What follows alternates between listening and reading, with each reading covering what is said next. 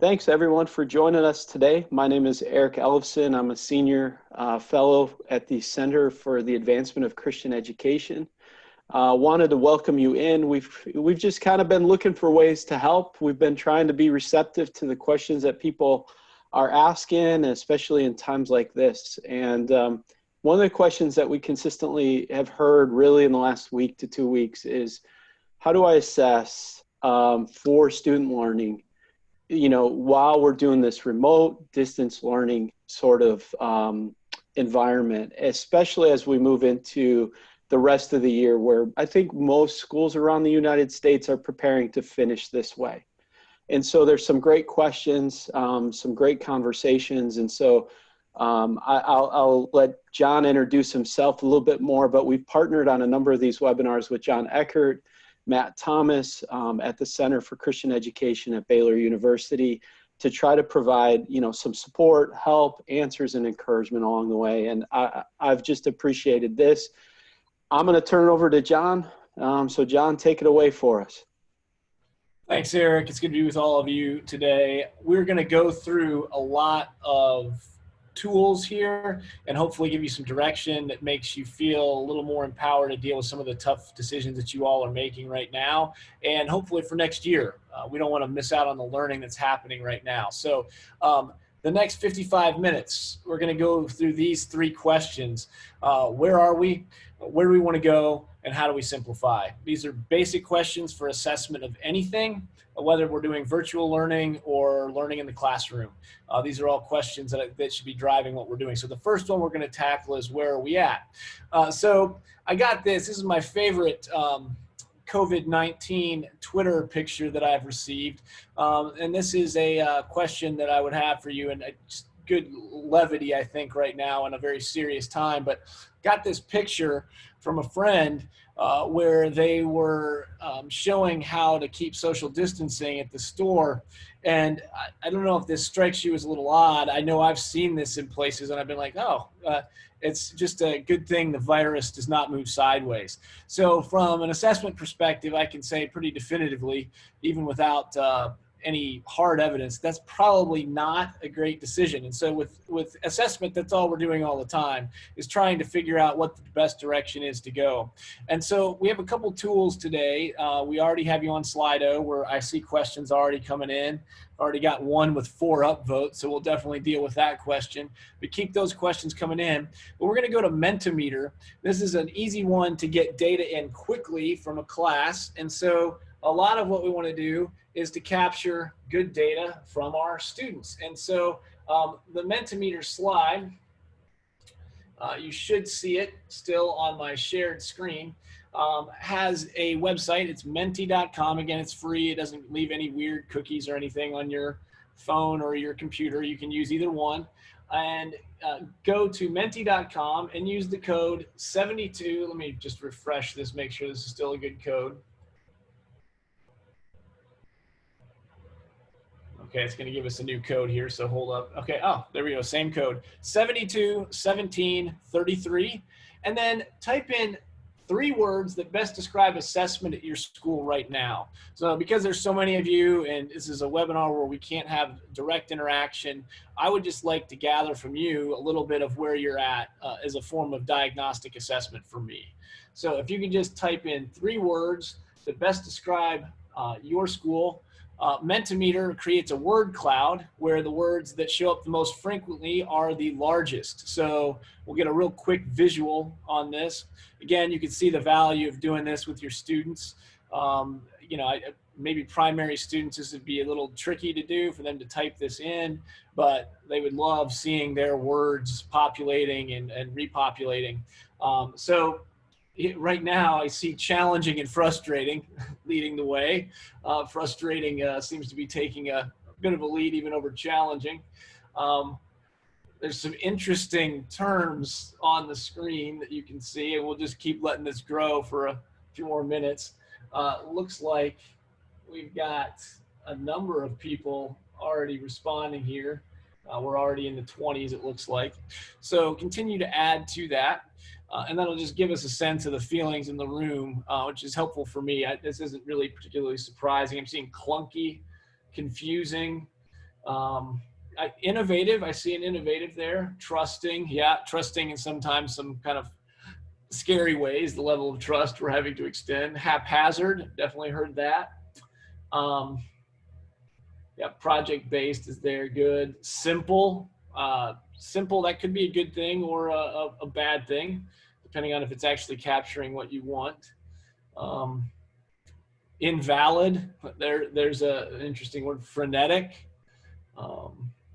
So yeah, I'll leave this open, just this question open for about 30 more seconds, and we'll see what we've captured. But as an assessment of the room, again, we've got a sample bias. Not everyone's going to have responded to this, so I don't know what everyone's feeling, but at least it gives me a little better sense of where you all are at right now. So as an assessment tool for me, as someone who's trying to guide you through some good stuff, this is helpful to know. So I don't see a lot more words coming in, but trying and trying again, good. That's a good orientation toward improvement, unless you're getting frustrated with that. Subjective, that's popped up. Tricky. Google. Google just got a nice shout out. So there we go. I see a question in the chat. Let's see if I can get the chat to open. Okay, so in the chat box, feedback centered, confusing, and difficult. All right, that's good. So I'm going to go to the next. I'm going to go to the next question. These are scales, so thank you for that one. If you're not on Menti.com, please go there for this one. Very interested to see where you fall on these 4 probes. Are students doing meaningful work at your school? Students are being accurately assessed. Expectations for assignments are clear to students. Teachers are overwhelmed. How much do you agree or disagree with those statements? Go ahead and fill those in, and we'll see where we land as a group of respondents.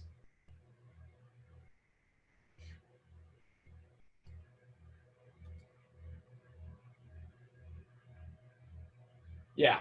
So I see John DePose posted Pull Everywhere, also works very similarly. There are a number of these tools.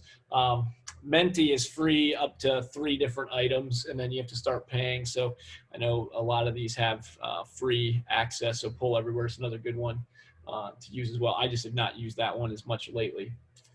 So thanks for that. So we're more positive right now, the people that have responded, and we'll see this keep changing, so feel free to add your data. So we're most positive about students are actually doing meaningful work. We're less confident about how accurately that's being assessed, which calls into question if they're actually doing meaningful work, because it's hard to separate those 2 questions, but we're significantly more positive about the actual work than we are about the assessment of it, for I think probably some obvious reasons.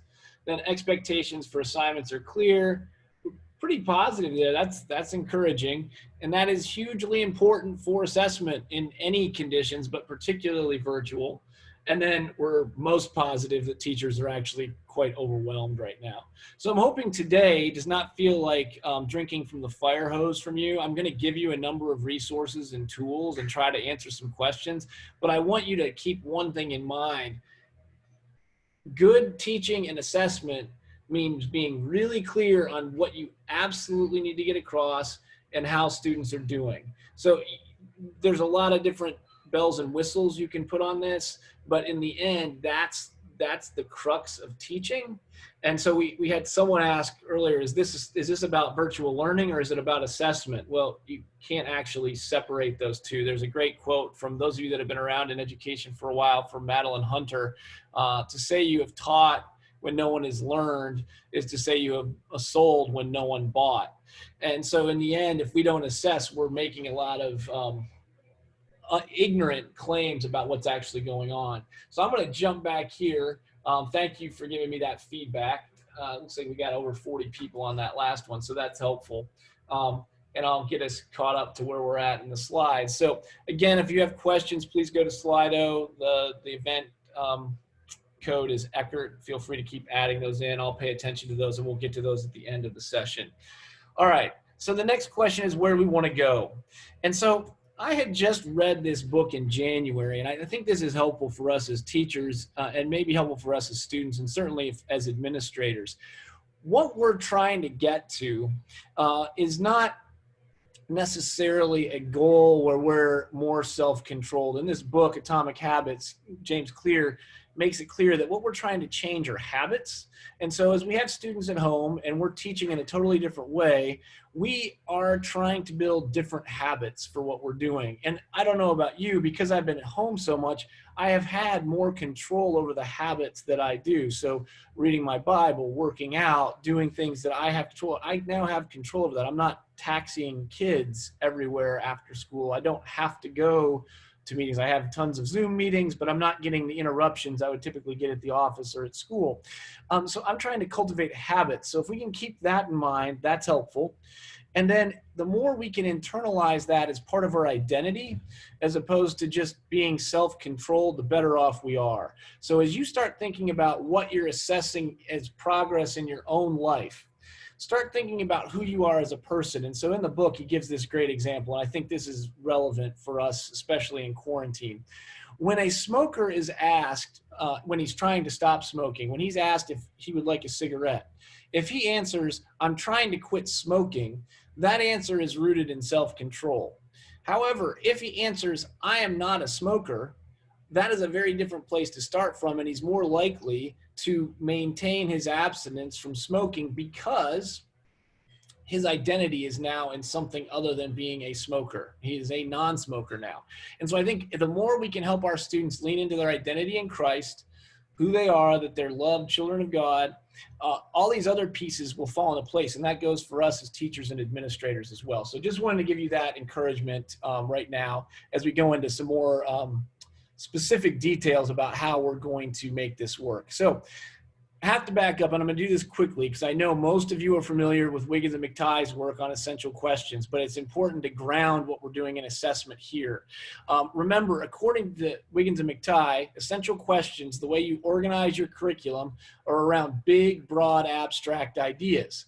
And they serve two purposes: to get at the essence of content and to build interest. So we're not going to get into examples of those, but just keep those in mind. In a given unit, you might have 3 to 5 essential questions, whether you're teaching kindergarten or AP physics. You're going to have to really get down to the essence of what you're doing. If you're not doing that, that's going to make everything feel very hectic and disjointed for both you and your students. Because ultimately what we're trying to do is get students into this solo taxonomy where they start with a single idea, then they're able to combine it with others, then they can see that there are different categories of ideas that are linked together, and then once they've linked those together, they can generate new things. And so those of you that are in deeper learning schools, you all know this, that the solo taxonomy leads to this point where we get to deep learning, which has us extending ideas. And so we have this iceberg analogy where you can see some learning at the surface, but the really deep stuff goes on down here. And so that's ultimately what essential questions are driving toward. So when you start thinking about your curriculum, now that you're at home and you're trying to figure out what students need to know, we want to keep our thinking down in the extending ideas area. And so that automatically gets us to some more meaningful stuff. However, it's hard to operationalize that day in and day out. And that's where learning targets come in. Now, a lot of people think they're using learning targets, but they're really not. And I think the learning targets may have to shift now that we're learning virtually. And so we're going to do a little exercise in the chat window here in a minute to see how well we can think about this in a virtual space. But the learning target is different than the old behavioral objectives we used to have, in that with the behavioral objective, a teacher would write, here's what I want students to be doing. The students would not even necessarily be aware of what the objective was. It might be written in language that a second grader wouldn't understand. However, a learning target's written in such a way that both the teacher and the student can measure progress toward a goal. And so that makes it so that it has to be really clear, A, what's going to be learned, but B, how is that learning going to be demonstrated? So if in your online learning with your students, you're not clear on that, it's going to be really challenging for them to meet your expectations. It's probably going to be frustrating to them. Now it could be especially frustrating to parents that are trying to support them. It's going to be frustrating for you as an educator. So in the end, we want both of you looking at this goal, this bullseye of where that learning is going to be. And so typically a learning target is a lesson-sized goal. So I work with pre-service teachers and have done that for years, and they have a very hard time determining in 15 minutes for a first grader or 50 minutes for a 10th grader what a lesson-sized goal is. So because they just don't know what they can expect. And every class is a little different. Certainly every kid is different. So what I'm wondering is, if we have essential questions and we start writing learning targets for them for assessment, what would that look like if in this current environment you wrote one per week per subject?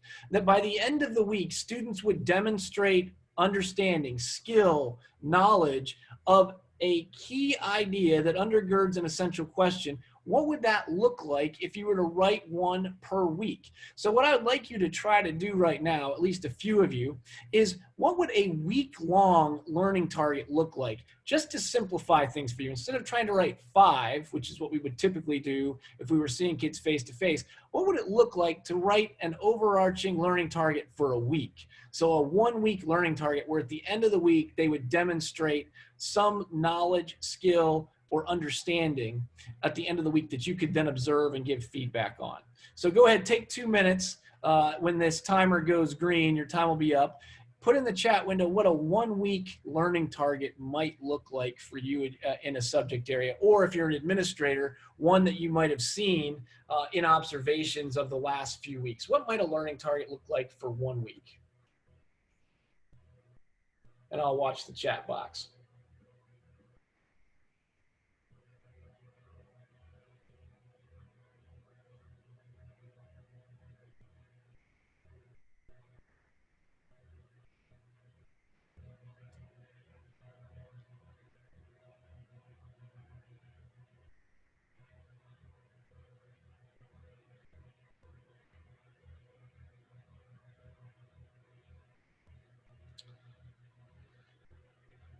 This is bad teaching practice. You're not supposed to talk when students are writing, but I do have a bunch of questions coming in. So I'm going to answer a couple of these while I can, while you're writing. So feel free to mute me if you're trying to come up with a good week-long learning target, and I'll check the chat window here in just a minute. But the first one that's got the most votes right now: any advice on administering traditional final exams or creatively crafting new types of final exams to be completed as part of distance learning? I will say this has been a little bit informed by what the AP is doing. I have a junior son who's going to have to take 5 AP exams at home here in the next month. And they've moved entirely away from multiple choice for obvious reasons of trying to make it so that it's a valid assessment that can't just be cheated on. And it's all open response. And so the entire year for college credit is going to be determined in 45 minutes. Clearly that is not ideal. But they've tried to make the most of it so that kids that have taken the class might still be able to get college credit for it. Now, I think that move is really where we have to move as educators. Our time's up on the chat window. I'll check it in just a minute. But we have to start thinking about more significant ways of seeing students thinking. So that could be video clips that they record. It could be written responses. It could be projects that can't just be done by a parent, but it's going to have to be deeper level thinking. And I think it's going to have to be less probes. So it may not be, and I think there should probably be a reflection piece over the year. The older the kids are, the more reflective they can be. But I do think the more authentic you can make it, in that it's a deeper level of thought as opposed to a typical multiple choice test that you might have used in the past, I think the better it's going to be. So we can definitely talk more about that. I want to check the chat window. Looks like we've got 16 responses in here. Somebody posted Romans 8:28. That's a good thing. Okay, here we go. Here's one from Carol Marin. The learner will identify and explain signs of spring noticed in the environment. All right, that's certainly something that can be done at home. Can be assessed in a lot of different ways. I'm going to pick one more here. Students will predict how different stimuli will cause organisms to respond. So good higher level thinking there. They're predicting, they're not just doing basic regurgitation of definitions, but they're gonna have to do some kind of an assessment that lets them do that. So yeah, in here, like the problems with the Articles of Confederation, there's an implied statement. So they're gonna have to do something with that to show that there are problems, not just list them, but explain why they're an issue or what kinds of outcomes would come from that. I have something as simple as write a summary. Again, depending on what they're writing it on, there's going to have to be an effective way to write a summary, because I think implied in Lisa Moore's statement there is they're going to write a summary that includes certain things, that is able to show a certain level of knowledge. Certainly a kid could meet that by just doing it. It could be ineffective, but as you flesh that out with them, things become more clear. And if that's a skill that they learn in a week and that they refine, that's a good thing. So we've got a lot of examples in there. I'm not going to spend a lot of time workshopping it again because we're virtual, but this is a good exercise to start thinking. And I think for me as a teacher, if I were in this boat, I'd be shooting for a learning target a week. That doesn't mean just one assignment necessarily, but what's going to be accomplished in that week could lead toward a longer term project. But doing day-to-day learning targets for me right now would be really hard to assess and give feedback. So that might be one way that you can simplify things a little bit. So thank you for putting those in. The next question that I always ask when I do this is, what does the word assessment mean? Usually we take some time to think about that. Certainly you could fill in the chat window. I think so if you have been in one of my sessions before, or if you have a definition for assessment or what you think of, certainly add that to the chat window now. I'll give you about 30 seconds to see what populates there, and then we'll move on to how I define assessment and where that's where the derivation comes from. So in the chat window, if you want to tell me what assessment means, I would love to see what kinds of things come to mind, and I'll keep checking your questions on Slido.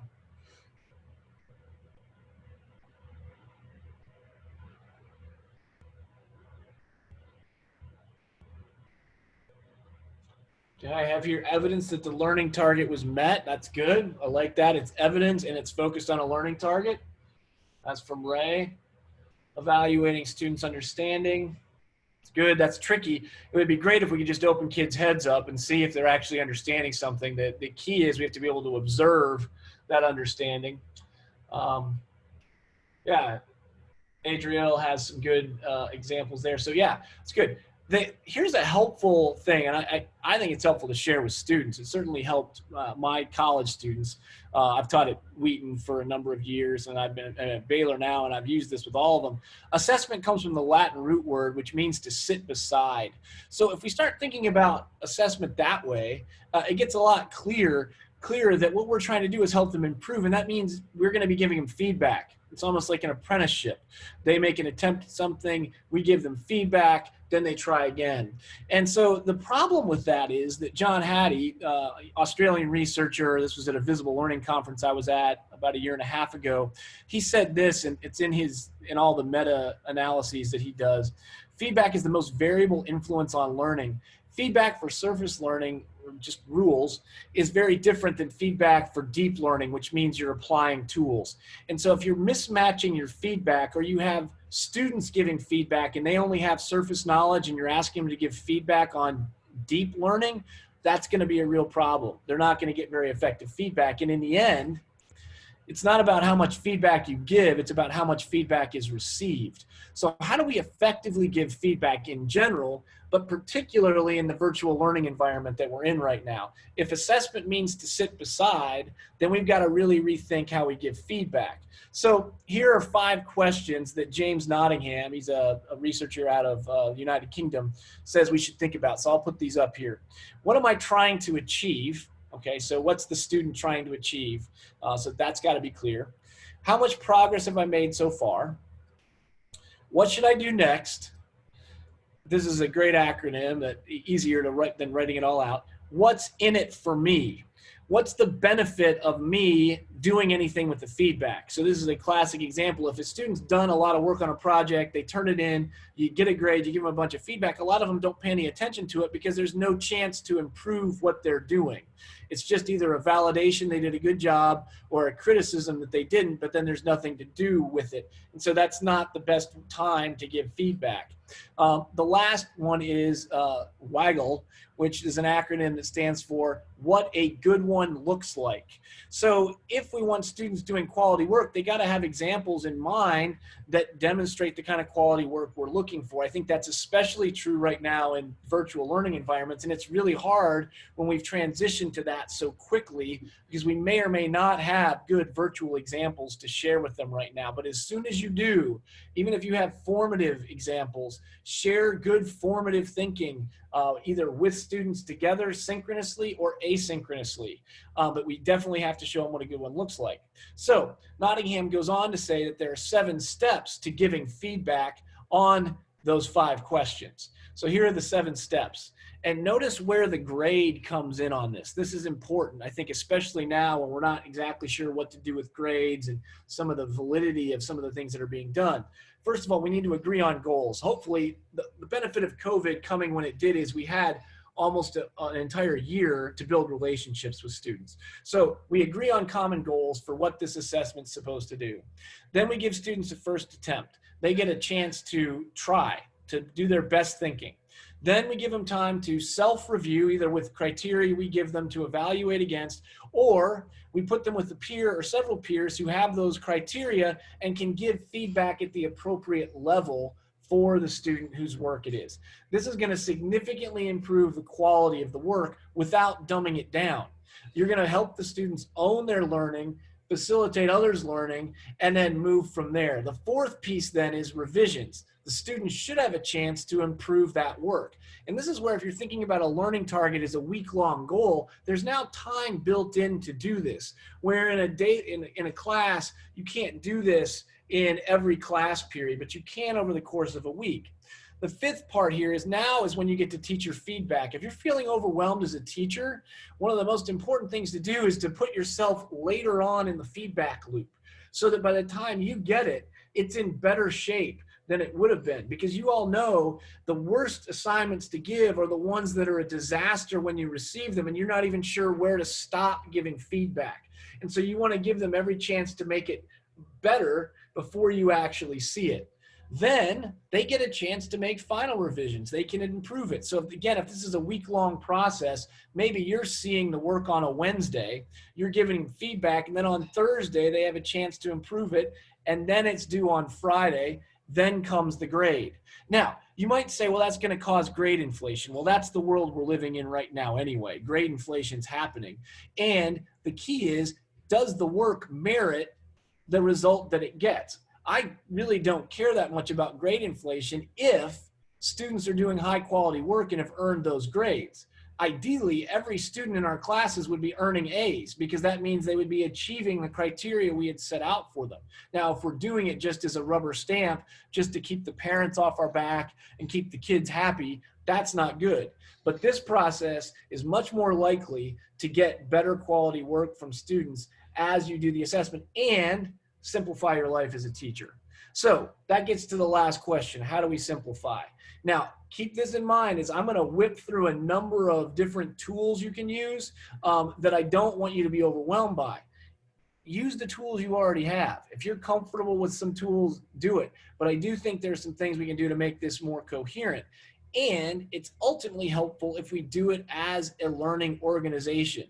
Because in the last book I wrote, Leading Together, in the first book I wrote, The Novice Advantage, real improvement requires teachers and administrators unblinking attention to progress toward shared goals. So even in a disruption like this, the schools that are succeeding are the ones that are still laser focused on their purpose as a school.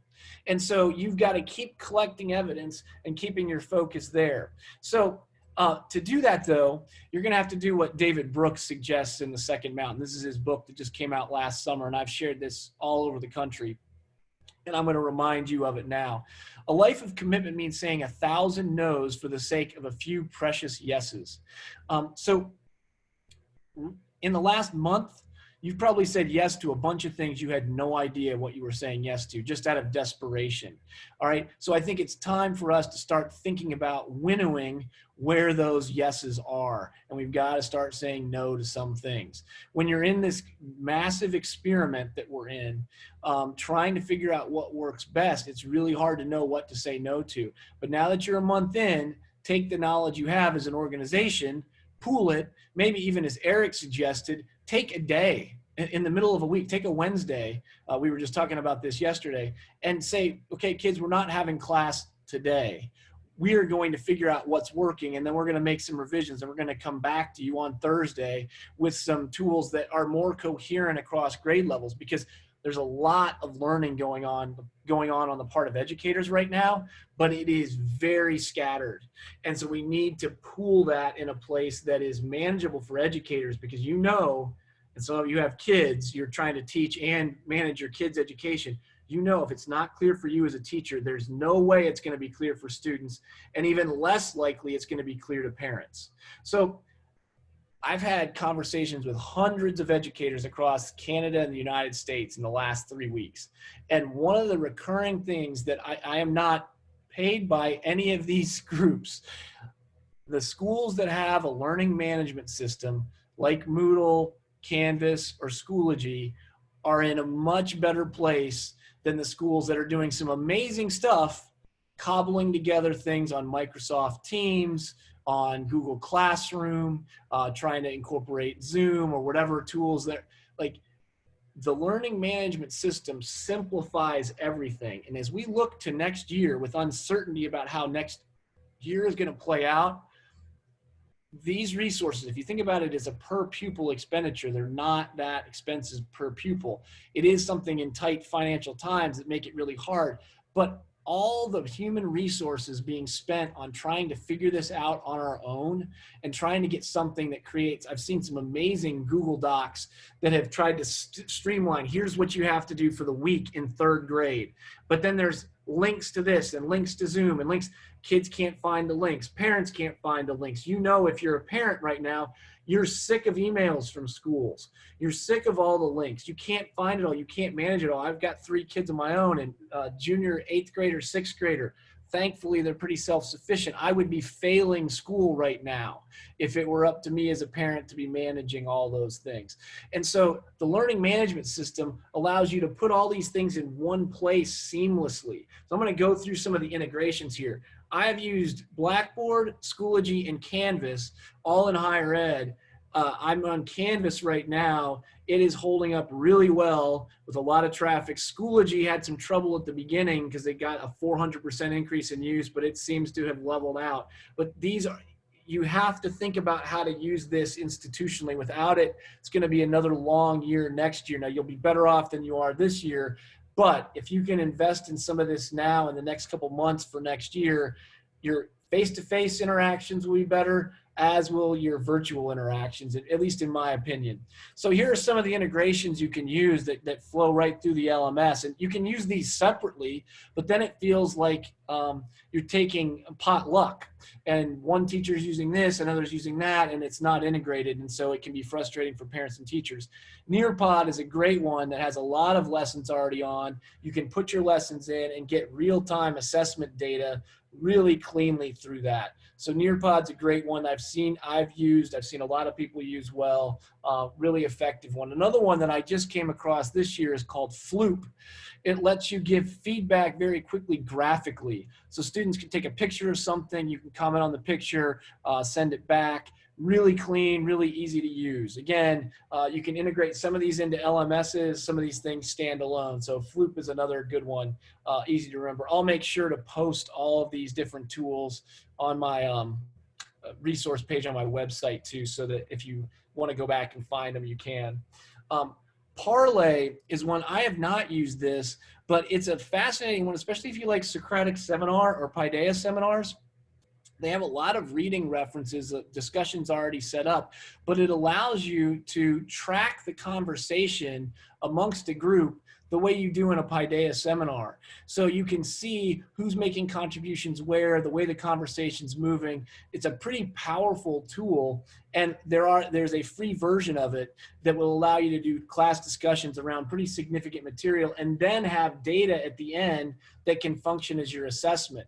What I like about Nearpod, Floop, and Parlay is it makes feedback really easy to get and captures data for you. So you're teaching and then you've got to figure out a way to assess it separately. It allows you to do that all in one. Edpuzzle. I don't know if you've used this one. I had a student teacher share this with me a couple years ago, but you can embed questions and pause videos. You can take videos, cut them, and then make students respond to the video there. Really easy to use. Again, it integrates into an LMS nicely. Flipgrid. This one I've heard a lot about. Allows students to take videos, post them. You have a grid of activities. And then I found, just as I was preparing for this today, the Educator's Guide to Flipgrid. So if you search on it, it's written by educators for educators about how to use this well. A really nice tool. I know a number of you and I think it works elementary through PhD level stuff, but it gives students a different way to interact with you, and it simplifies the feedback integration that you have to give. Can't use it for final exams, but good for individual kind of week-long or a couple week-long projects. Seesaw. I know a lot of elementary school people were already using this before virtual learning, but I'm hearing some nice benefit there where there's a nice connection to students. Sometimes it doesn't feel like there's as much feedback going on there, but it's a nice, clean way that's simple for especially primary kids to be able to turn in assignments that they're already familiar with and then get feedback back and forth from their teachers. So I've seen that one used a lot. This one's my favorite elementary science site. So Mystery Science. They have these unbelievably cool modules of stuff that you can do that have the standards linked to them. And every science lesson is a mystery. You can get a free account for a while. I've parlayed that into like a 4-year free account. I keep asking. I don't know what the individual teacher cost is, but this is the best online science curriculum that I have found. And I just love the way it's set up to tap into kids' curiosity, because elementary kids, they love science because they're curious about the way God made the world and the way God fit them into that. So Mystery Science is a great place to go if you're looking for science lessons. This one I would have loved. I haven't taught 5th grade or middle school for about 12 years. I would have loved to have had this. Newsela, if you aren't familiar with it, it levels out reading for you and gives you readings in Spanish and English. So you can be discussing the same topics with kids, reading the same article, but at all different lexile levels. Unbelievable tool. Those of you that are struggling with differentiation, it's built in because it gives them the reading at their level. And a number of the articles are in both Spanish and English. So, and again, a lot of it's free. There is a paid subscription part, but you can get a lot of it for free. So I just hit you with a bunch of tools, basically because I've been hearing from educators, they're just hungry for these things, but they want them so that they are used well. That's why I'm encouraging you to go to the LMS if possible and try to get these all integrated where you can, so that there's a cohesiveness for parents and students and for teachers. This quote, we're gonna do Gimkit here in a minute. We're gonna do a 4-minute game. We're gonna see how that goes with over 100 people on. This is from Marcia Tate. Marcia Tate is a great educator. I believe she's from Georgia. But she says this great line: when you go fishing, do you use bait the fish like or you like? The point being is we've got to find things that engage kids, particularly when they're not in the classroom. And so one of the things that I've come across in the last 4 months is this game called Gimkit. It was invented by a high school kid who liked Kahoot, but thought that he could improve upon it, which he's created Gimkit. So I don't know if you've used Gimkit yet or not, but we're going to take 4 minutes right now to play a game on Gimkit, which will be a review of the assessment stuff we've done so far. We've been on for 41 minutes. I've hit you with a bunch of stuff. I want to know if you're actually learning it. So Gimkit is going to give you 5 questions. You're going to answer those questions as many times as you can to reinforce the ideas. So it's great for practice. And you're going to be competing against everyone else in the room. So I'm going to take you to the Gimkit site here. Let me get us out of here. And we are going to play a 5-question game. You'll see at the top a place to log in. So go to gimkit.com/play, put this code in, and there are some really interesting ways to increase the number of points you earn. Kids and adults get quite competitive playing this. So you're going to have 4 minutes to try to figure it out. If you're not playing, you can watch. I find it entertaining to watch the people, but you're not going to get any educational or assessment benefit out of it. The great thing is when you're done, it will give you how many questions were answered correctly by each student. So each participant gets a score. So if you wanted a quick formative check, this would be a way to do it. You can set the time as long as you want.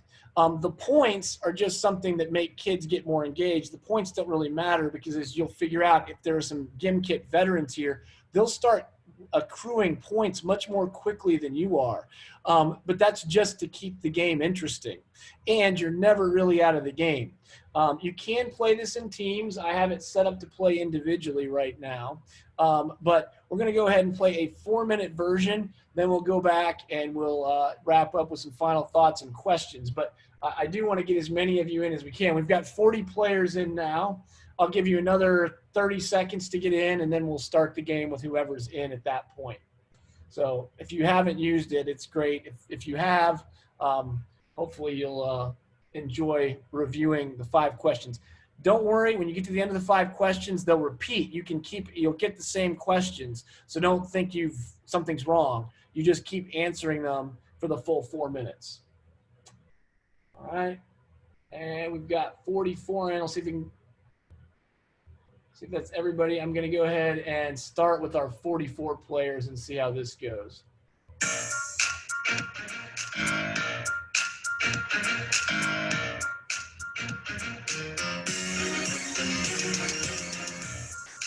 So for those of you who aren't in, those of you that are playing, feel free to mute me and ignore me.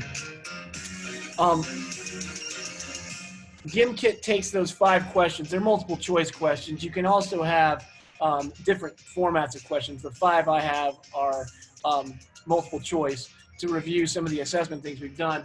But it tracks, you'll see on the left, who's in the lead and the amount of money that they've earned. So clearly a few people in here have played this before and they know how to manipulate the point structure. So you'll also see at the bottom of the screen who's in the lead and how they have upgraded. Those upgrades are how they're getting additional points more quickly. Clearly, Lola has not answered 626 questions correctly, but she has figured out how to accumulate money more quickly. And so you can see the full board. We can go all the way down to number 4. Oh, we got 45 in. So AC, I have no idea who that is in 45th place, but just jumped to 44th. You'll see some big jumps at the top because of the way the points accrue, which keeps kids engaged. So they played for 1.5 minutes now. We've got 2.5 minutes left. My guess is for the students that are really cruising through these, they'll get to answer my 5 questions 3 or 4 times.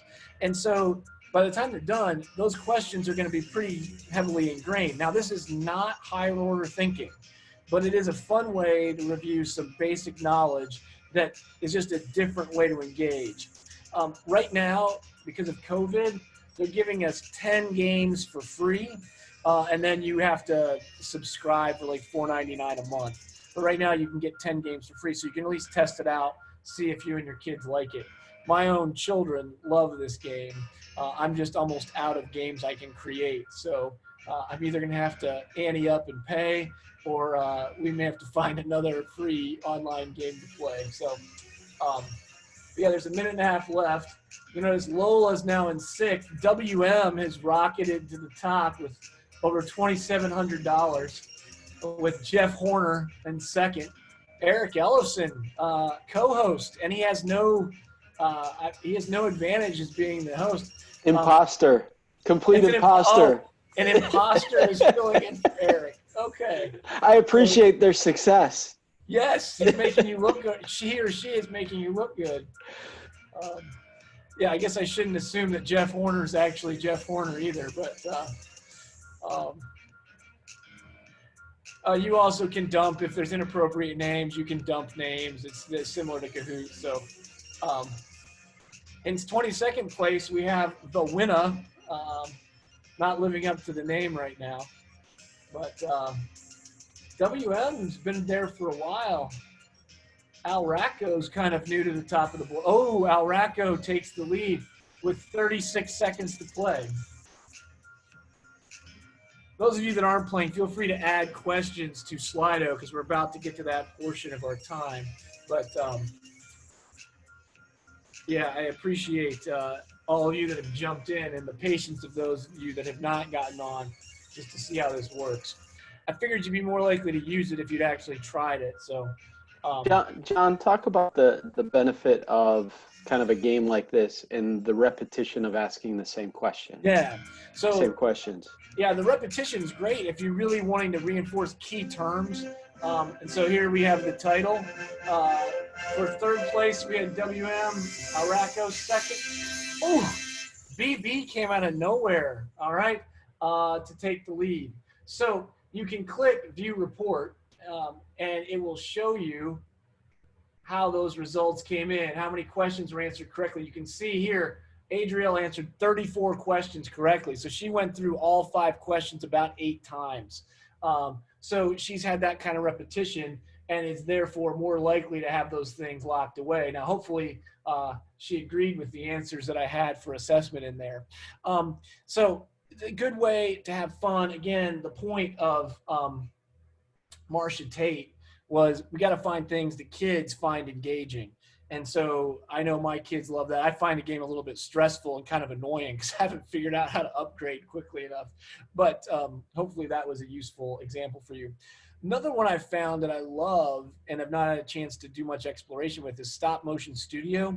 It's free. There's a lot of these apps out there, but I like this one because it's free and it has one of my all-time favorite stop motion videos, which I will let you go explore on your own and figure out how this guy has a cucumber coming out of his beard.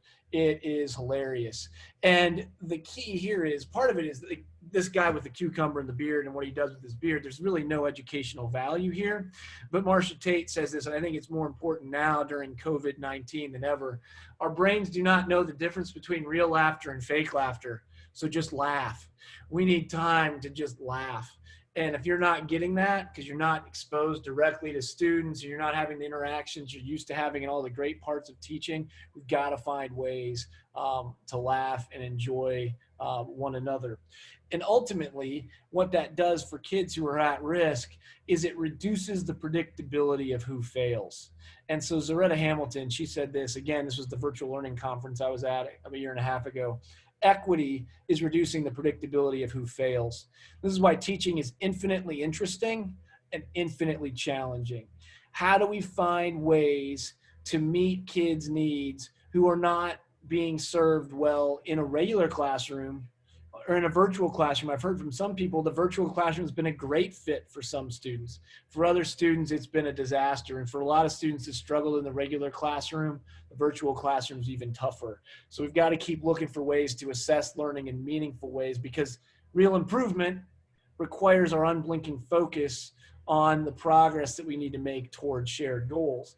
And so ultimately the question is, who's going to sit beside you as you make progress? If assessment is who sits beside you, that's what feedback that we need, then we need colleagues to do that. So hopefully groups like this are helpful. But again, mostly this has been me talking to you and trying to give you some good ideas, and we haven't had a chance to have the discussion. And so what we're trying to do, I know Case is doing this, trying to do this as well at the Baylor Center for Christian Education, is we're trying to provide supports for educators. And so you're part of one of those right now. We're on a webinar to do that, partnering with Case. But every Tuesday we're doing micro exchanges with small groups of less than 20 educators where we're taking a topic like student engagement or assessment or elementary learning or student well-being and tackling that together every Tuesday via Zoom at 1 o'clock Central Time. Then we're going to be redesigning through virtual learning communities, educational experiences for kids in May, June, and July. Those will be month-long commitments where you can use Title II or Title IV dollars to come together and really redesign what next year is going to look like, because a 1-hour webinar and assessment is not going to be enough. Then we're doing Redesign Institutes. We're going to try, depending on how much flexibility we have to travel, we had to cancel our academy that was going to be in June, as everybody has, because there were going to be 250 educators there. And we're now going to cities, particularly in Texas, but in maybe other parts of the country, to meet with whatever leaders we can to do one-day institutes to do the redesign work that we need as we look to next year. And we'll be doing that in June through the fall. And then the last piece, which is what you're part of, our webinars. Ultimately, not everybody can get on these. Not everybody, there's not space, there's not time. And so one of the things we're trying to do is warehouse as many good ideas as we capture at this website. Because Baylor's inundated right now, I'm just using my own personal website with Baylor's center materials, and we're putting up any good ideas we come across. I'll put up a number of the things that are on this presentation there. Also, Twitter has been really helpful because right now it's hard to have much time for more than 150 characters, and I'm just trying to send out resources. I know Eric does the same thing. The center's doing that. Case is doing that. But here's some good places to go if you need to go back and revisit some websites. So I'm hoping that as you see these, there's the website, there's Twitter, and this is where this is landing. As you see these things, you'll be able to continue to grow with each other. I want to take these last few minutes before I have Matt pray for us to answer some of the questions that have come in Slido, and then I'm going to count on Eric to point out anything in the chat window that's popped up that we need to answer. But our goal right now is to just address some of those questions that you have and then pray for you, as there's nothing better that we can do right now than to pray together. John, as you look at Slido, Eric. One of the things that consistently came up in the chat box, so as you look at Slido, and I think it is something that, was hopefully a line through a little bit of this assessment, is it's not necessarily at this point in time, and I think that's the place where we look at it. It's not necessarily adding all of these things, but it's looking for ways to maybe pause, reflect, and then use what's best and what's most appropriate to accomplish, the things that you want to accomplish. And so I think that was a thread throughout a little bit, that hopefully as people look at this and take away ideas and take away, there is that place where as a school or as educators, as leaders, is to have that conversation about what's going to be most effective and how you're going to do this as we finish this year, so that then this summer you reset and prepare for next year. Yeah, and I hope I was clear on that. I hesitated to put a bunch of tools out there just because I didn't want it to feel like I was just hitting you with one tool after another, some of which you're familiar with, some of which you aren't. I did want to give you an efficient look at some useful tools, but they're only useful if they're being used in a coherent way with your system. Right now, that's really hard because you went online really quickly and it wasn't expected for a lot of you. The key, to Eric's point, is to reflect on what is and isn't working, or maybe is working just fine, but is making students and parents feel a high level of frustration because it's switching between grade levels where every grade level is using different tools. So how do you pool those together? And that's why I suggested the learning management system. Without that, it's really hard to keep those things coherently together. So yeah, good reminder, Eric, and I'm glad that came up in the chat window. And I hope I didn't add, I want to make it really clear. I do not want you adding a bunch of things and not taking things away.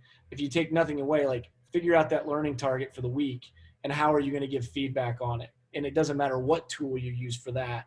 That's the way you're going to keep meaningful learning going, whether you're teaching face-to-face or virtually. How do you help colleagues who are still focusing on more traditional formats to rethink assessments? Well, if you have time to have a conversation with them, asking them a few questions about what that would look like, I think will get them to a point where they're like, yeah, that's just not going to work at this point. Then once they get to that point, then you can come in and help them start thinking about different ways of doing it. And so if they can see, like, once they get to the point where they're willing to let go, that's the point where you can come in with some ideas that you're like, hey, let's try to design this together. I'm struggling with this too. What if we do this? Again, I think peer-to-peer collaboration super helpful on that. So that's maybe hopefully not too simple an answer, but hopefully something. Are there good tools for assessing world languages? That got 5 upvotes. I have talked to some world language teachers. They've actually enjoyed some of these things like Flipgrid, where kids can record conversations with each other in other ways, and they have a variety of options, and they can get those in and then give them feedback. So some of the benefits right now, if your kids have access to the internet and devices where they can record and upload, that's been kind of helpful. But again, that doesn't do everything you need for world languages. And I am not a world languages expert, but those are some of the things. Flipgrid has been mentioned specifically, but then just videotape conversations. You certainly can do synchronous conversations with them, but you're limited there. If they can video and upload short clips, and I would focus on short clips, because if you have 100 students and they're uploading 3-minute conversations, you just signed up for 5 hours of listening to short conversations. So I think you need to be careful how you do that and that you stagger it, but that's one possible way. But I think we need more world language teachers weighing in on how to do that well. What are the best types of assessment platforms teachers can use virtually? Hopefully, I've given you a few of those options that can give formative and summative feedback.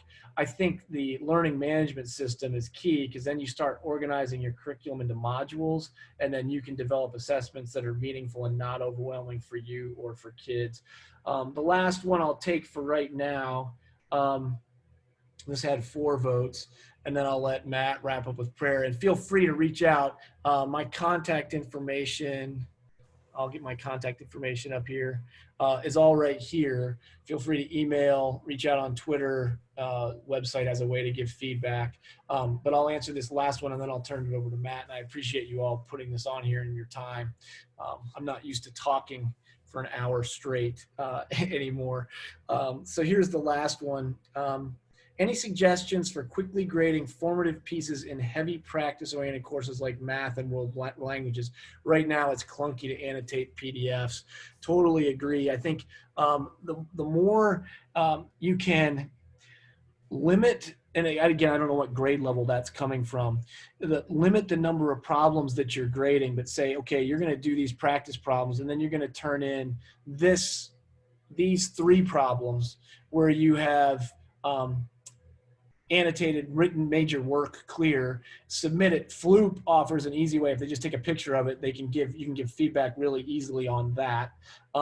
Or some of the learning management systems allow you to give audio feedback.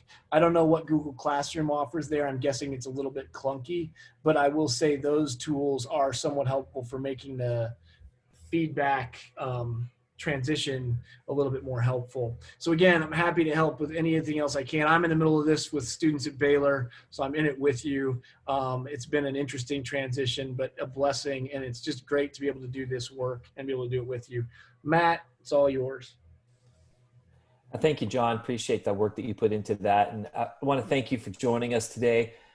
Eric, thank you for hosting us at the beginning and chiming in throughout. And thank you to CASE and just their graciousness and their generosity to partner with us. We're grateful for that friendship and the ongoing relationship that we're building with them. By virtue of you being with us today, we will follow up with you and talk a little bit more about some of the resources that the Center for Christian Education is planning to do.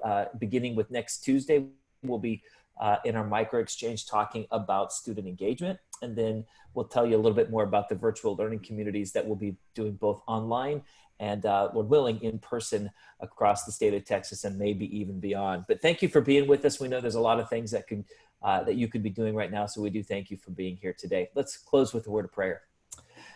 Father, we're thankful for this time, and despite the challenges that are facing us every day, we're grateful for grace, the grace that meets us every morning, the mercy that is new. We thank you. May we be in this season, Lord, bearers of love and light, clothed in humility. Lord, please guard us against discouragement and grant us discernment so that our vision and our labor might contribute to the building of your kingdom. God, bless our labors during this new season as we continue to shape and experience new things for your service. May we be uniquely mindful, Lord, of the needs of our students, our faculty, and our parents, Lord, and our colleagues. Lord, give us this day grace to respond in mercy to those who need it most. In Jesus' name we pray. Amen. Thank you, everyone. Have a great day.